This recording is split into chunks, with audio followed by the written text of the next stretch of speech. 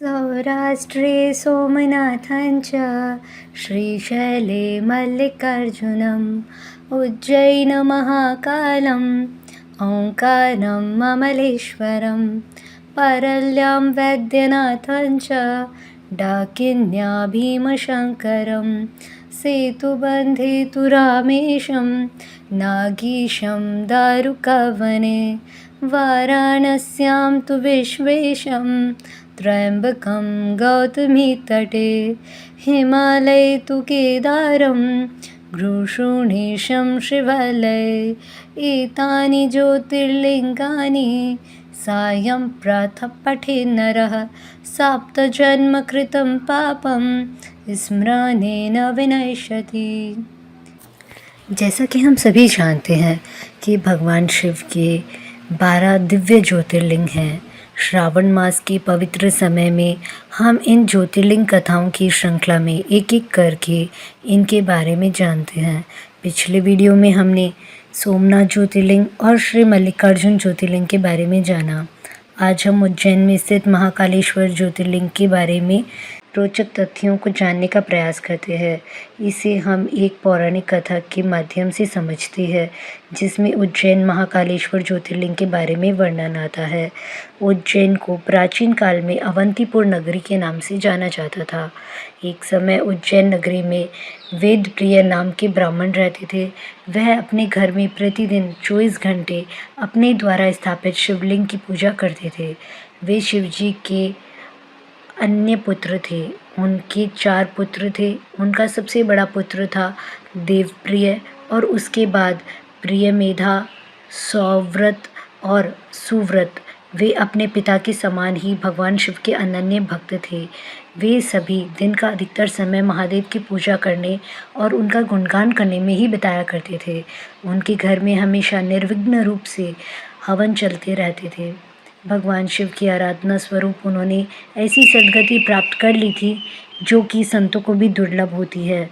उनके पुण्य प्रभाव और निरंतर चलने वाले यज्ञ के कारण अवंतीपुर हर प्रकार से फल फूल रहा था। दूसरी ओर पास में ही रत्नमाल पर्वत पर दूषण नाम के एक राक्षस रहता था। उसने ब्रह्मा जी की घोर तपस्या की और उनसे युद्ध में किसी से भी जीतने पर वरदान मांग लिया। अब उसने अपनी शक्तियों का दुरुपयोग करना शुरू कर दिया था। उसने तीनों लोकों पर अपना प्रभुत्व स्थापित कर लिया। उसने सभी देवताओं को स्वर्ग से निकाल दिया और खुद त्रिभुवन का स्वामी बनकर क्रूरतापूर्वक राज्य करने लगा। किसी भी स्थान पर देवी देवताओं की पूजा हो या फिर वैदिक यज्ञ हो, वह उसे बिल्कुल भी मान्य नहीं था, क्योंकि वह जानता था कि अनेक वैदिक यज्ञों में दी जाने वाली आहुतियाँ ही देवताओं की शक्तियों का स्रोत है। इसीलिए उसने निश्चय किया कि वह कहीं पर भी यज्ञ होने नहीं देगा, ताकि देवता निष्क्रिय पड़ जाएं। अब दूषण ने चारों ओर ब्राह्मणों पर अत्याचार करना शुरू कर दिया। लेकिन जब उसने देखा कि उसके राज्य के निकट ही अवंतीपुर में अभी भी धर्म का साम्राज्य फैला हुआ है, इस बात को वह कैसे सहन कर सकता था। उस समय उसने उज्जैन पर आक्रमण कर दिया और जितने भी ब्राह्मण थे उन सब के यज्ञ बंद करवाए। उसके अत्याचारों के सामने उसका विरोध करने का साहस भला कौन कर सकता था।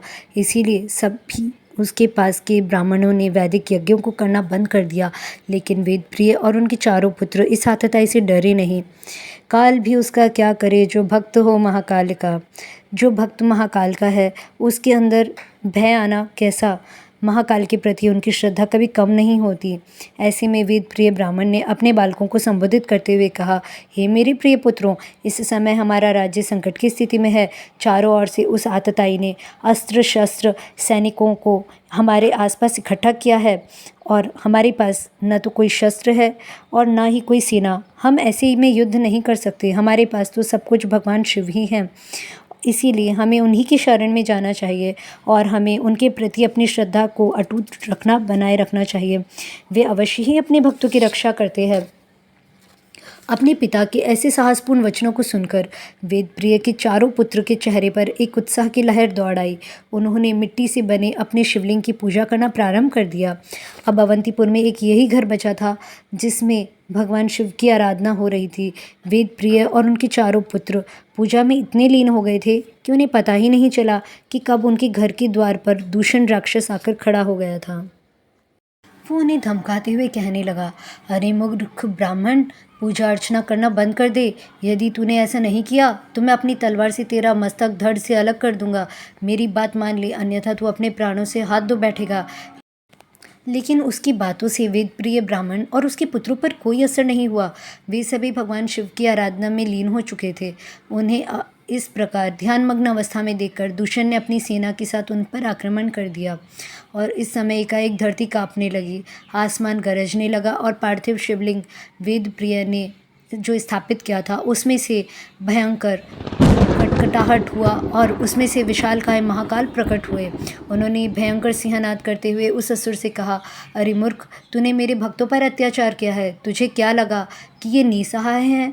नहीं, जा, जितनी शीघ्रता से भाग सकता है भाग ले और अपने प्राणों को बचा ले। इतना कहकर महाकाल ने दूषण और उसकी सेना को अपने प्राण बचाने का अवसर दिया, लेकिन थोड़ी दूर जाते ही महादेव की अग्नि ज्वाला दृष्टि उन पर पड़ी और उसी में सभी इस समय चलकर भस्म हो गए। त्रिलोक पर शासन करने वाला राक्षस दूषण अब राख का ढेर बनकर पड़ा हुआ था। असुर का नाश होते ही देवतागण आकाश से ही पुष्प वर्षा करने लगे। चारों ओर मंगल ध्वनियां गूंज उठी। ब्राह्मण पुत्रों की भक्ति और निर्भयता से प्रसन्न होकर महाकाल ने उनसे कुछ वर मांगने के लिए कहा और तब वेद प्रिय ब्राह्मण ने उनसे विनती की कि हे शिव शंभु, आपके दर्शन मात्र से ही हमारी सब मनोकामनाएं पूर्ण हो गई हैं।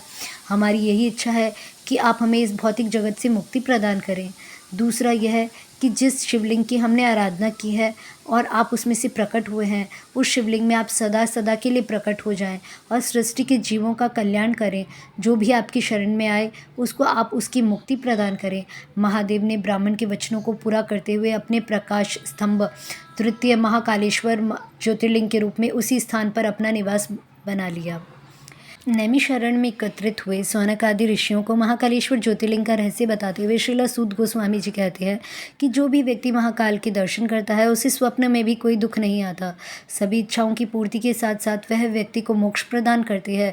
महाकालेश्वर का यह मंदिर उज्जैन में स्थित है और 3 किलोमीटर के विस्तार में फैला है।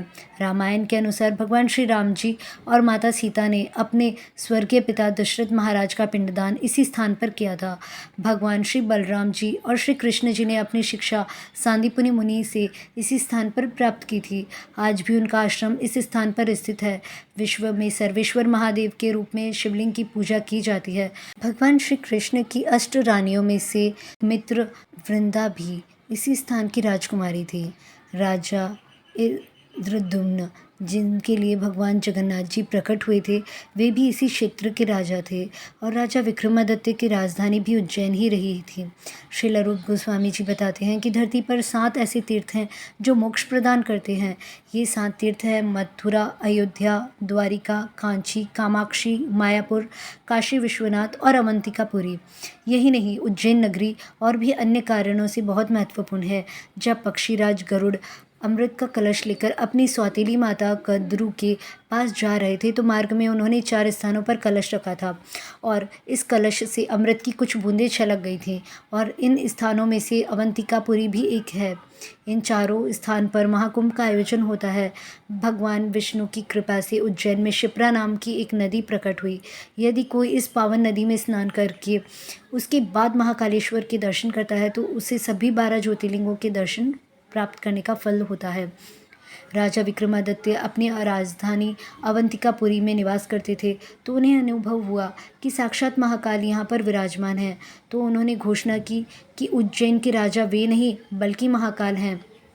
इसके बाद उज्जैन के राजा केवल दिन के समय में ही नगरी में रहकर अपना राजपाट का कार्य करते थे और सूर्यास्त होते ही शयन करने के लिए उज्जैन से प्रस्थान कर जाते थे। उनके वंशजों ने भी इस प्रथा का अनुगमन किया था।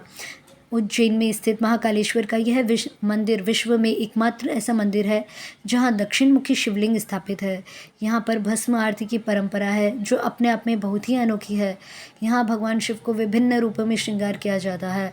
इस मंदिर में महादेव के तांडव नृत्य को दर्शाते हुए 108 विशाल स्तंभ हैं। ये मंदिर इस ब्रह्मांड के केंद्र बिंदु पर स्थित है। वराह पुराण में प्रमाण मिलता है कि महाकालेश्वर संपूर्ण ब्रह्मांड की नाभि पर स्थित है। इस प्रकार से हमने महाकालेश्वर मंदिर के इस पौराणिक कथा का वर्णन किया। इस कथा के बारे में अपने विचार कमेंट के रूप में बताना हमें ना भूलें।